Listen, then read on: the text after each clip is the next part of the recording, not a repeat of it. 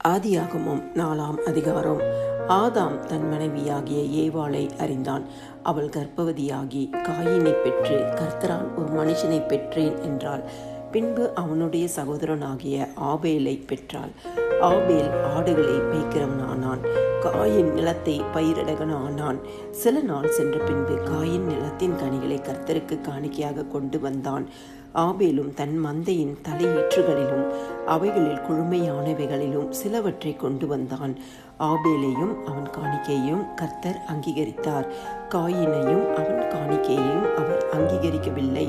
அப்பொழுது காயினுக்கு மிகவும் எரிச்சல் உண்டாகி அவன் முகநாடி வேறுபட்டது. அப்பொழுது கர்த்தர் காயினை நோக்கி, உனக்கு ஏன் எரிச்சல் உண்டாயிற்று? உன் முகநாடி ஏன் வேறுபட்டது? நீ நன்மை செய்தால் மேன்மை இல்லையோ? நீ நன்மை செய்யாதிருந்தால் பாவம் வாசற்படியில் படுத்திருக்கும். அவன் ஆசை உன்னை பற்றி இருக்கும். நீ அவனை ஆண்டு கொள்வாய் என்றார். காயின் தன் சகோதரனாகிய ஆபேலோடே பேசினான். அவர்கள் வயல்வெளியில் இருக்கும் சமயத்தில் காயின் தன் சகோதரனாகிய ஆபேலுக்கு விரோதமாய் எழும்பி அவனை கொலை செய்தான். கர்த்தர் காயினை நோக்கி, உன் சகோதரனாகிய ஆபேல் எங்கே என்றார். அதற்கு அவன், நான் அறியேன், என் சகோதரனுக்கு நான் காவலாளியோ என்றான். அதற்கு அவர், என்ன செய்தாய்? உன் சகோதரனுடைய இரத்தத்தின் சத்தம் பூமியிலிருந்து என்னை நோக்கி கூப்பிடுகிறது. இப்பொழுது உன் சகோதரனுடைய இரத்தத்தை உன் கையிலே வாங்கி கொள்ள தன் வாயை திறந்த இந்த பூமியில் நீ சபிக்கப்பட்டிருப்பாய். நீ நிலத்தை பயிரிடும் போது அது தன் பலனை இனி உனக்கு கொடாது. நீ பூமியில் நிலையற்று அலைகிறவனாயிருப்பாய் என்றார். அப்பொழுது காயின் கர்த்தரை நோக்கி, எனக்கிட்ட தண்டனை என்னால் சகிக்க முடியாது. இன்று என்னை இந்த தேசத்திலிருந்து துரத்தி விடுகிறீர். நான் உமது சமூகத்துக்கு விலகி மறைந்து பூமியில் நிலையற்று அலைகிறவனாயிருப்பேன். என்னை கண்டுபிடிக்கிறவன் எவனும் என்னை கொன்று போடுவானே என்றான்.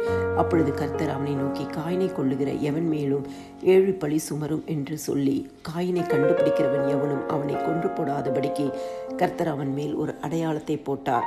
அப்படியே காயின் கர்த்தருடைய சந்நிதியை விட்டு புறப்பட்டு ஏதேனுக்கு கிழக்கான நோத் என்னும் தேசத்தில் குடியிருந்தான். காயின் தன் மனைவியை அறிந்தான். அவள் கர்ப்பவதியாகி ஏனோக்கை பெற்றாள். அப்பொழுது அவன் ஒரு பட்டணத்தை கட்டி அந்த பட்டணத்துக்கு தன் குமாரனாகிய ஏனோக்குடைய பெயரை இட்டான். ஏனோக்குக்கு ஈராத் பிறந்தான். ஈராத் மெகுயாவேலை பெற்றான். மெகுயாவேல் மெட்சுலாவேலை பெற்றான். மெட்சுலாவேல் லாமேக்கை பெற்றான். லாமேக்கு 2 ஸ்திரீகளை விவாகம் பண்ணினான். ஒருத்திக்கு ஆதாள் என்று பெயர், மற்றொருத்திக்கு சில்லாள் என்று பெயர். ஆதாள் யாபாலை பெற்றாள். அவன் கூடாரங்களில் வாசம் பண்ணுகிறவர்களுக்கும் மந்தை மேய்க்கிறவர்களுக்கும் தகப்பனானான். அவன் சகோதரனுடைய பெயர் யூபால். அவன் கிண்ணரக்காரர் நாகசுரக்காரர் யாவருக்கும் தகப்பனானான். சில்லாலும் தூபால் காயினை பெற்றாள். அவன் பித்தளை, இரும்பு முதலியவற்றின் தொழிலாளர் யாவருக்கும் ஆசாரியர் ஆனான். தூபால் காயினுடைய சகோதரி நாமால். லாமேக்கு தன் மனைவிகளை பார்த்து, ஆதாளே சில்லாளே, நான் சொல்வதை கேளுங்கள். லாமேக்கின் மனைவிகளே, என் சத்தத்துக்கு செவி கொடுங்கள். எனக்கு காயமுண்டாக ஒரு மனுஷனை கொன்றேன். எனக்கு தழும்புண்டாக ஒரு வாலிபனை கொலை செய்தேன். காயினுக்காக 7 பழி சுமருமானால் லாமேக்குக்காக 77 பழி சுமரும் என்றான். பின்பும் ஆதாம் தன் மனைவியை அறிந்தான்.